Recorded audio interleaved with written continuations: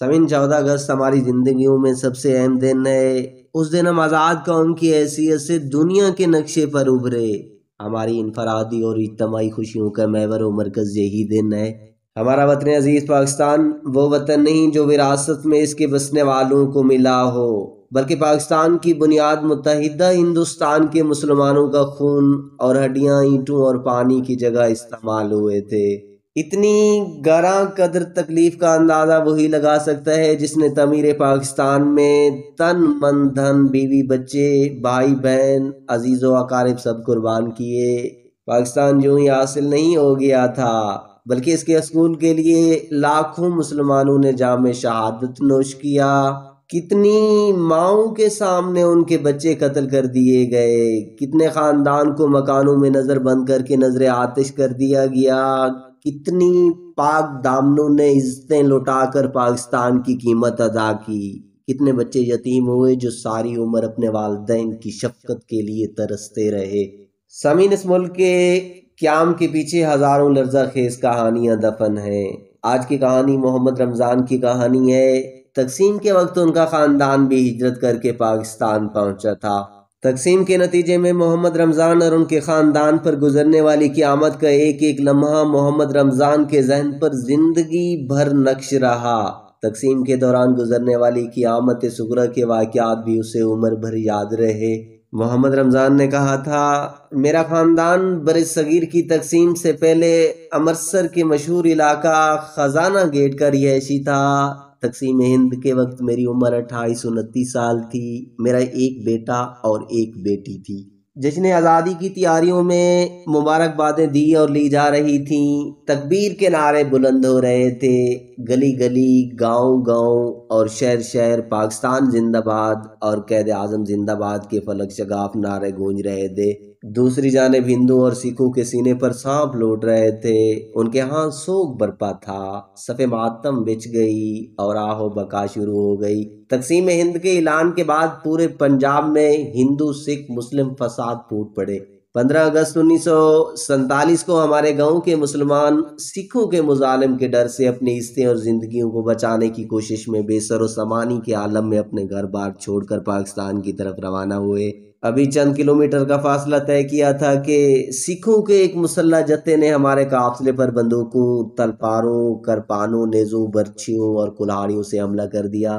اس حملے میں اپنی بہنوں اور بیٹوں کی عزتوں کے دفاع کے لیے قافلے کے ہم چند مسلمان جوان سینہ تار کر سکھوں کے مقابلے میں کھڑے ہو گئے۔ اس موقع پر ہمارے کئی نوجوان ساتھیوں کو شہید کر دیا گیا اور قافلے کے تمام لوگ ٹوٹی ہوئی تسبیح کے دانوں کی طرح بکھر گئے۔ ہر طرف بربریت کا راج تھا۔ اسی ظلم و ستم اور غارت گیری میں مجھ سمیت سینکڑوں افراد اپنے پیاروں سے بچھڑ گئے۔ یہ تقریباً آدھ میل لمبا پیدل قافلہ تھا۔ اس قافلے میں 500 سے زائد مسلمان موجود تھے، جس میں میرے خاندان کے 16 افراد تھے۔ درندہ نما سکھوں کا ایک گروہ قافلے کی کئی عورتوں کو اٹھا کر لے گیا۔ ان میں کچھ عورتوں نے اپنی عزت بچاتے ہوئے شیر خوار بچوں سمیت قریبی کنووں میں چھلانگیں لگا کر موت کو گلے لگا لیا تھا۔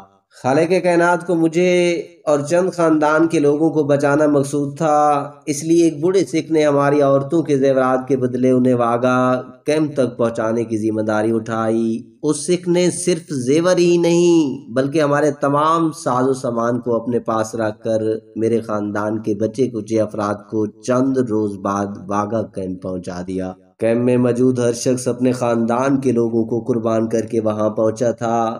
کیمپ میں قیام کے دوران کھانا نہ ملنے کی صورت میں ہم نے درختوں کے پتے تک کھا کر گزارا کیا۔